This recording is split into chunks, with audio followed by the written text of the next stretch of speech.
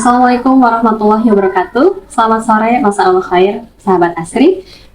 Salam jumpa dengan saya di sini Syifa Fauziah dalam program Ahwat Sharing. Di sini saya bersama Ibu Ruli Kurnia Dwi Cahyani SPD. Selamat sore Ibu, apa kabar? Selamat sore, alhamdulillah baik. Gimana kabarnya Teh Syifa? Alhamdulillah baik.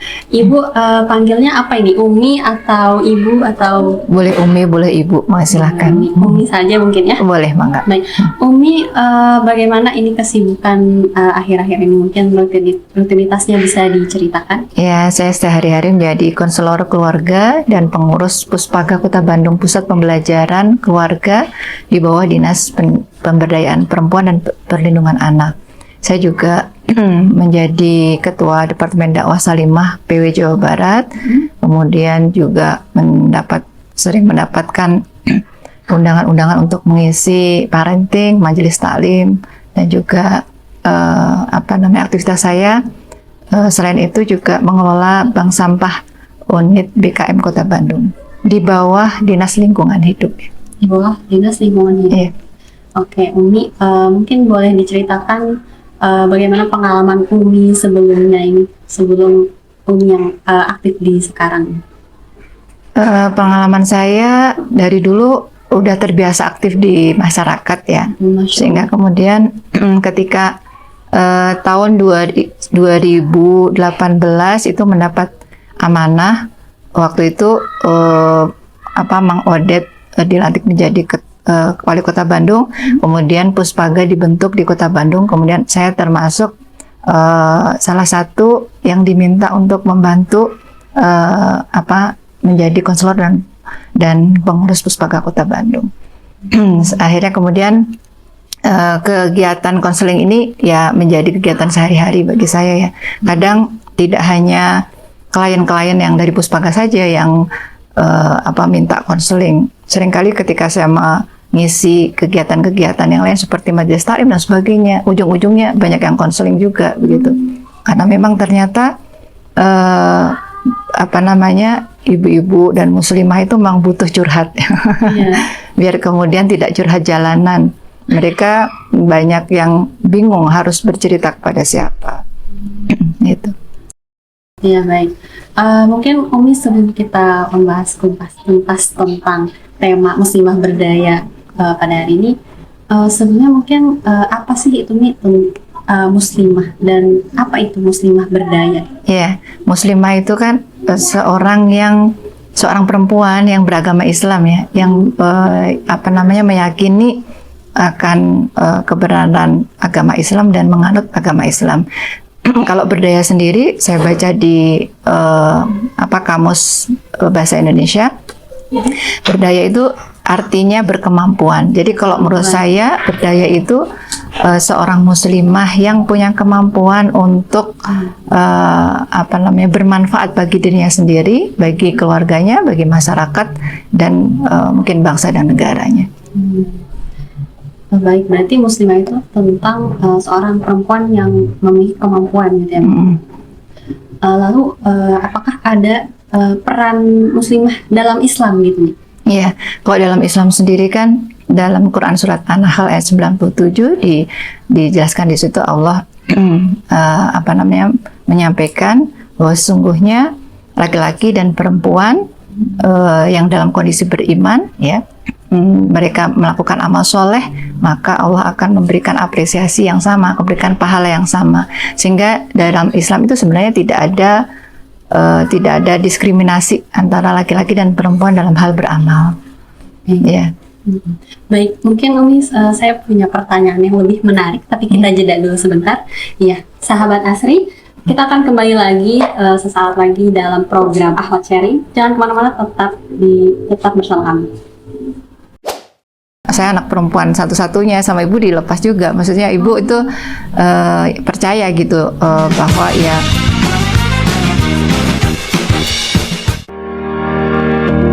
Selamat datang di Universitas Muhammadiyah Bandung.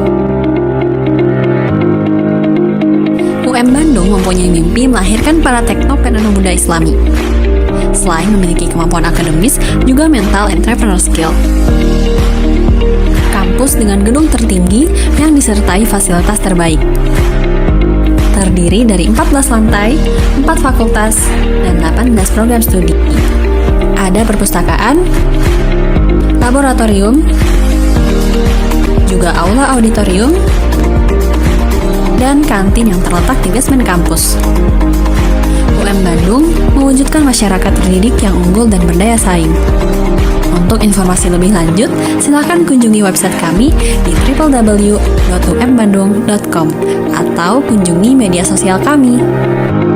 Ingin kuliah? UM Bandung aja!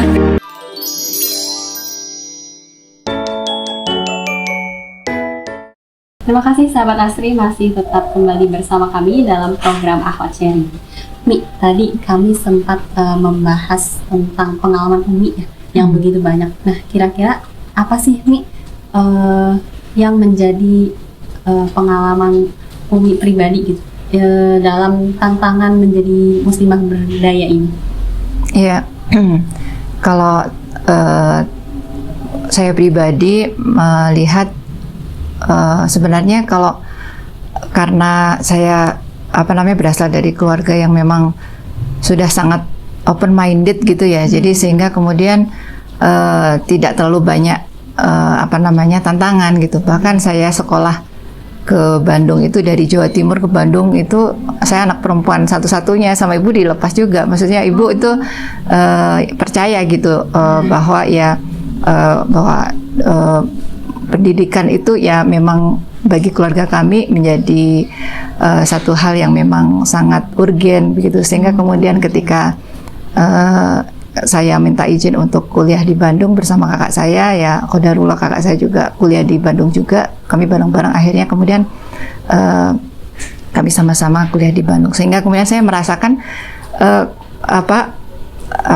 peran serta keluarga itu memang sangat mempengaruhi ya seseorang itu, apakah kemudian seorang muslimah itu nanti dia akan mengambil langkah-langkah seperti apa, itu tergantung dari support keluarganya juga. Apabila ternyata support keluarganya tidak mendukung begitu ya, sehingga banyak yang saya lihat muslimah-muslimah yang akhirnya tidak mendapatkan kesempatan untuk mengupgrade dirinya karena tidak boleh oleh orang tuanya, tidak boleh begini dan sebagainya, sehingga kemudian itu menjadi tantangan yang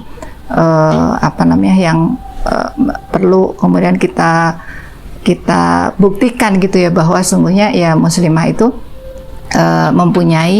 mempunyai kesempatan, mempunyai hak yang sama begitu ya, untuk kemudian bisa mengapresiasikan atau mengupgrade dirinya dalam rangka untuk kebaikan seperti itu. Lalu bagaimana Mi kalau misalkan muslimah itu sendiri dari kalangan yang belum open minded gitu Mi? Ya sebenarnya seperti itu, tergantung juga bagi seorang muslimah itu ya. Kan kalau zaman sekarang sepertinya udah tidak susah lagi untuk mendapatkan informasi-informasi ya. Kalau zaman saya dulu kan, kalau yang nggak datang ya nggak dapat informasi kan begitu ya. Belum ada tahun 90-an itu kan belum ada teknologi-teknologi yang secanggih sekarang. Nah kalau sekarang itu sepertinya kebangetan gitu kalau misalkan ada muslimah yang sampai dia tidak mau mengakses informasi ataupun belajar dan sebagainya, karena zaman sekarang itu kan belajar itu bisa lewat apa aja begitu ya, tidak harus sekolah secara formal, tidak harus kemudian dia mungkin pergi ke tempat lain dan sebagainya. Di rumah pun juga sebenarnya sekarang dalam kondisi sekarang itu muslimah bisa ya untuk kemudian belajar, mengupgrade dirinya, terus kemudian dia bisa mengaplikasikan apa yang dia dapatkan itu untuk keluarganya, dirinya sendiri, keluarga dan masyarakatnya ya. Sehingga yang saya perhatikan sekarang tantangannya ya lebih pada diri pribadi itu, seorang muslimah itu mau berubah nggak gitu kan. Zaman sekarang katanya Gen Z dan generasi strawberry, generasi rebahan dan sebagainya gitu. Padahal sungguhnya apabila kemudian itu bisa dioptimalkan sambil rebahan pun juga bisa ya mendapatkan informasi kebaikan, mengupgrade diri dan sebagainya. Ya, jadi yang saya perhatikan sekarang tantangannya justru ya pada diri muslimah itu masing-masing ya. Karena kalau zaman sekarang mau mengeluh masalah kurang informasi atau kurang kurang fasilitas, kayaknya udah nggak zaman lagi gitu ya, karena sekarang fasilitas semuanya ada ya. Dan banyak gratisan-gratisan yang bisa kita akses kan. Iya, seperti itu. Oke, baik. Berarti sebenarnya untuk muslimah yang masih belum open minded ya, Mi. Yeah. Sebenarnya ada banyak cara gitu. Ada banyak jalan buat kita tuh mencari informasi gitu. Iya. Cuman tinggal bagaimana kita mau atau enggak ya. Iya, betul. Bagaimana kita yang mau mencari atau enggak gitu. Iya, betul. Lalu dalam menjadi muslimah berdaya ini ya, Mi, sebenarnya bagaimana sih pengalaman Umi pribadi dalam menghadapi stereotip atau diskriminasi muslimah gitu, Mi? Ya, kalau pengalaman saya sih, saya menunjukkan prestasi ya. Jadi kalau bagi saya dan keluarga saya itu punya slogan ya. Slogan itu belajar itu ibadah, prestasi adalah dakwah. Sehingga kemudian ketika kita bersungguh-sungguh dalam menuntut ilmu, dalam belajar, kemudian kita punya prestasi, itu bisa kita gunakan untuk dakwah, mengajak orang lain. Itu tidak harus dengan Al-Quran, tidak harus dengan ceramah, tapi dengan menunjukkan prestasi-prestasi kita dimanapun kita berada, baik itu bidang akademik maupun bidang-bidang yang lain, itu kemudian menjadikan kita dilirik oleh orang gitu, dilihat dan didengar, sehingga kemudian ketika kita ngajak teman-teman kita, ayo kita melakukan ini, melakukan itu, berbuat kebaikan, karena kita berprestasi, biasanya teman-teman lebih mendengar gitu, dibanding dengan ketika seseorang itu nggak punya prestasi apa-apa, biasanya siapa sih kamu kan gitu ya. Tapi kalau kita punya prestasi yang luar biasa, atau maksudnya punya prestasi yang lebih daripada teman-teman kita pun akan lebih menghargai kita, sehingga kemudian mudah untuk ngajak ya, yuk kita ngajak kebaikan, ngajak pengajian, ataupun juga berusaha untuk mengajak ke hal-hal yang lebih baik lagi, seperti itu. Jadi dengan prestasi, ketika kita punya prestasi, insya Allah kita tidak akan dipandang sebelah mata. Ini juga kondisi ini, kami sebagai konselor di Puspa Kota Bandung tuh banyak menangani kasus-kasus bullying di sekolah-sekolah. Itu salah satunya cara untuk mengatasi bullying itu adalah mengajak anak-anak yang kena bullying itu untuk menjadi anak yang berprestasi, sehingga kemudian anak-anak yang tadinya membuli itu nggak akan berani lagi ketika kemudian dia punya prestasi gitu. Dan itu udah sangat efektif sekali. Mereka biasanya nggak berani ya kalau misalkan ngebully anak-anak pinter, misalkan berprestasi, itu nggak berani. Biasanya yang tukang ngebully itu anak-anak yang tidak berprestasi, anak-anak yang memang bermasalah di bidang akademik atau dan lainnya, begitu, biasanya seperti itu. Sehingga kemudian dengan menunjukkan prestasi ini, maka kita akan bisa menghindarkan diri kita dari diskriminasi ya gitu. Oke, baik, mungkin ini sangat menarik sekali ya. Berarti ada banyak cara dan bagaimana kita menghadapi diskriminasi tersebut gitu ya. Yeah. Baik Umi, masih banyak pertanyaan yang menarik, tapi kita jeda dulu sejenak ya. Sahabat Asri, jangan kemana-mana, tetap bersama kami dalam program Akhlak Sharing, karena kami akan kembali lagi. Hati-hati, siap-siap aja kalau udah pakai jilbab, nanti nilainya yang tadi 9 berubah jadi 6, berbalik.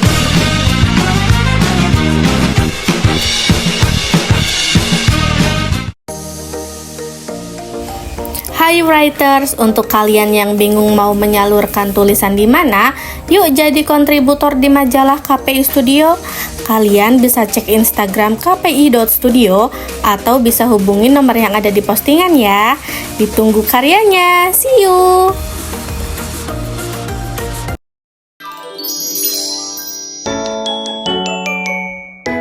Terima kasih sahabat Asri, masih bersama kami dalam program Akhlak Sharing. Nah, Mi, tadi kita sempat menyinggung tentang tantangan dalam muslimah berdaya ya, Mi. Lalu apa sih langkah-langkah yang bisa kita ambil untuk menjadi muslimah berdaya itu sendiri, Mi? Terutama di masyarakat nih atau dari diri kita pribadi? Iya. Yang harus kita lakukan sebagai seorang muslimah agar kita bisa menjadi muslimah berdaya itu adalah harus mau mendidik diri sendiri, atau kalau bahasa Arabnya tarbiyah zatiyah. Jadi pembinaan diri kita. Karena memang ketika kita tidak mempunyai keinginan atau tekad untuk memberikan pembinaan terhadap diri kita sendiri, nanti seseorang itu akan sangat tergantung dari motivasi orang lain, motivasi dari luar.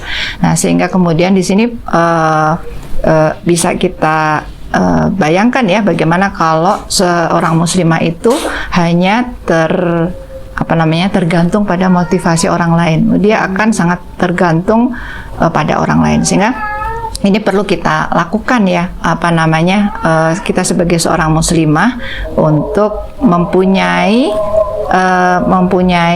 jadwal-jadwal agar kemudian kita bisa membina diri kita itu dengan sebaik-baiknya.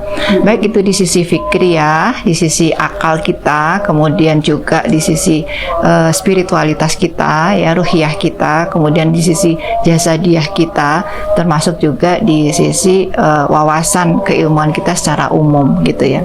Sehingga apabila kita memberikan hak-hak kita, hak akal, hak hati kita penuhi, hak jasad itu kita penuhi, hak kita berinteraksi secara sosial itu juga kita penuhi, maka insya Allah kebermanfaatan kita itu akan dirasakan oleh baik itu diri kita maupun keluarga kita maupun lingkungan kita. Orang-orang yang berinteraksi bersama kita akan merasakan aura positif dari kita gitu ya. Ya, orang-orang yang seorang muslimah yang memang rajin membina dirinya itu pasti akan mempunyai energi positif yang bisa ditularkan kepada orang lain. Energi ya. yang beda gitu. Ya, energi yang beda. Sehingga ketika kita pernah kan ketemu sama orang gitu, baru melihat wajahnya aja, ngomong sama beliau saja sudah kerasa bagaimana semangatnya dan sebagainya begitu ya. Nah, itulah gitu. Makanya kita sebagai seorang muslimah harus punya punya program untuk pembinaan diri kita seperti apa ya. Kalau saya suruh diajarkan untuk punya catatan, satu catatan untuk tarbiyah zatiyah, dakwah pada pribadi kita, kemudian catatan untuk dakwah kepada keluarga, catatan untuk dakwah kepada masyarakat dan sebagainya, lingkungan kita dan sebagainya. Itu kalau kita rajin mengevaluasinya, kita rajin pertamanya membuat program, kemudian dan kita menjalankannya, kita punya komunitasnya, itu lebih bagus lagi. Karena kalau kita sendirian dalam memperbaiki diri juga akan sulit ya, karena banyaknya gempuran-gempuran informasi dan juga mungkin pergaulan-pergaulan dan sebagainya. Tapi kalau kita punya komunitas yang memang benar-benar kita fokus pada pembinaan diri, kita setiap pekan ketemu nih, kita ada kajian khusus, kita ada diskusi bareng, kita ada istilahnya saling memberikan motivasi dan sebagainya.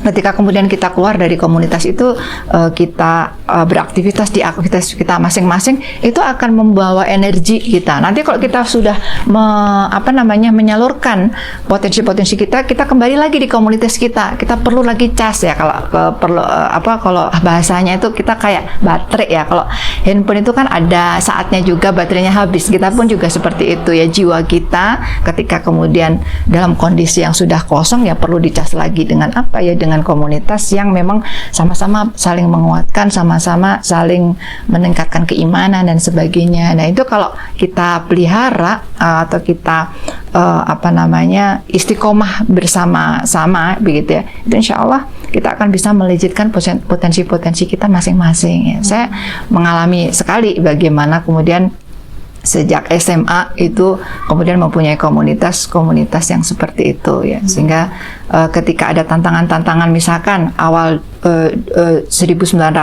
90-an itu kan jilbab masih belum boleh ya di sekolah. Wah, itu Umi mengalami sekali bagaimana diskriminasi di sekolah, apa yang pakai jilbab. Hanya 5 muslimah yang pada saat itu mengalami siswa, termasuk Umi yang pakai jilbab. Ya itu kalau tahun 92 ya, ingat ya. Jadi ketika upacara bendera pun juga di sisi dapat tempat tersendiri gitu, dipisahin gitu, yang pakai jilbab. Itu juga guru-guru yang kaget gitu, karena Umi dulu itu sering punya prestasi di sekolah gitu ya. Maksudnya dulu Umi itu menjadi selalu menjadi utusan di sekolah untuk cerdas cermat P4. Kalian nggak ada pelajaran P4 ya kalau zaman sekarang gitu. Dulu ada gitu ya, sampai ngapalin pasal-pasalnya sampai hafal dan sebagainya. Umi sering mendapatkan juara di situ. Itu PMP dulu, kalau sekarang PKN ya. Nah, guru PMP Umi ini agamanya kepercayaan. Zaman dulu itu ada ya, dulu itu di TVRI itu kepercayaan kepada Tuhan Yang Maha Esa gitu ya. Bukan Islam, bukan Kristen, bukan semuanya, tapi kepercayaan. Nah, itu kaget sekali ketika melihat Umi itu pakai jilbab. Beliau tidak percaya gitu bahwa saya yang dibilangnya Pancasilais gitu. Padahal dengan pakai jilbab ini menunjukkan saya itu kan menjadi orang yang Pancasilais. Saya mengamalkan nilai-nilai Pancasila sesungguhnya kan seperti itu. Ya banyaklah guru bahasa Inggris juga seperti itu yang dulunya deket dan sebagainya. Pokoknya dulu sampai ada statement dari kakak kelas saya yang duluan pakai jilbab gitu ya. Dulu ada statement seperti ini, hati-hati, siap-siap aja kalau pakai jilbab nanti nilainya yang tadi 9 berubah jadi 6 berbalik. Karena banyak guru-guru yang tidak suka pakai kepada anak yang pakai jilbab gitu. Tapi saya yakin aja selama kemudian kita memang dalam kebenaran, Allah pasti akan memberikan jalan keluar. Dan tetap itu kita akhirnya yang pakai jilbab ini berusaha untuk jadi anak yang berprestasi dan sebagainya. Akhirnya ya guru-guru bisa menerima ya bahwa sesungguhnya jilbab itu bukan halangan seseorang untuk berprestasi gitu. Itu ya. Baik Umi, begitu banyak sekali ya pengalaman Umi dan juga langkah-langkah. Nah, mungkin terakhir nih Mi, kira-kira apa nih harapan Umi untuk generasi muda muslimah berdaya ke depan? Ya, harapan saya, karena pemuda ini adalah ruhul jadid fi jasadil umat, kalau bahasa Arabnya, ruh baru di kalangan umat Islam ya. Kalian ini anak-anak muda ini, generasi muda ini adalah harapan umat, maka jangan sia-siakan masa muda kalian. Untuk apa? Untuk menimba ilmu, menimba pengalaman, mencari relasi, banyak teman, sehingga yang baik tentunya ya, sehingga kemudian ini akan sangat bermanfaat untuk kalian ketika kemudian kalian terjun di masyarakat ya. Sehingga harapan saya menjadi generasi generasi unggul, generasi yang senantiasa takwa kepada Allah SWT, yang senantiasa berusaha untuk memperbaiki diri, senantiasa mengupgrade dirinya dengan hal-hal yang bermanfaat, dan kemudian bisa berkontribusi nyata kepada umat ini gitu ya. Jangan kemudian kita justru menjadi sampah masyarakat, justru menjadi kodoya ataupun masalah bagi masyarakat, bagi umat ini. Kita harus tampil menjadi orang-orang yang bisa memberikan solusi bagi umat ini, bagi masyarakat ini, insya Allah. Dengan terus berlatih, dengan terus kemudian kita mencari ilmu, dengan mencari teman-teman, komunitas-komunitas yang baik, yang bisa saling menguatkan ini, insya Allah saya yakin masih banyak generasi-generasi muda, generasi-generasi Islam yang kemudian bisa diandalkan untuk menjadi pengganti bagi orang-orang, maksudnya orang generasi-generasi tua begitu ya, seperti itu, generasi sebelumnya seperti itu. Sehingga ini yang membuat saya sangat tertantang gitu ya, ketika kemudian ada banyak seperti hopeless ya, seperti putus asa ya, keputusasaan di kalangan orang tua, di kalangan remaja-remaja gitu. Ini nanti negara ini mau jadi apa, terus kemudian umat ini jadi apa dan sebagainya. Tapi bagi saya pribadi, saya tetap yakin bahwa insya Allah Allah pasti akan memberikan menumbuhkan ya, pasti akan menumbuhkan generasi-generasi yang memang dipilih oleh Allah SWT untuk menjadi generasi-generasi unggul. Dan saya berharap adik-adik di sini semuanya menjadi salah satu dari menjadi bagian dari orang-orang yang memang dipilih oleh Allah Subhanahu wa taala untuk menjadi generasi-generasi yang bisa bermanfaat bagi masyarakat. Gitu. Baik, luar biasa sekali ya dalam tema pembahasan kita kali ini tentang muslimah berdaya. Tapi sayangnya kita sudah berada di penghujung acara, Umi. Terima kasih banyak Sama-sama. Umi sudah berbincang-bincang dengan kami dalam acara program Ahwat Sharing. Ya. Demikian sahabat Asri perbincangan saya dengan Ibu Ruli Kurnia Dwi Cahyani SPD. Sampai jumpa dan wassalamualaikum warahmatullahi wabarakatuh.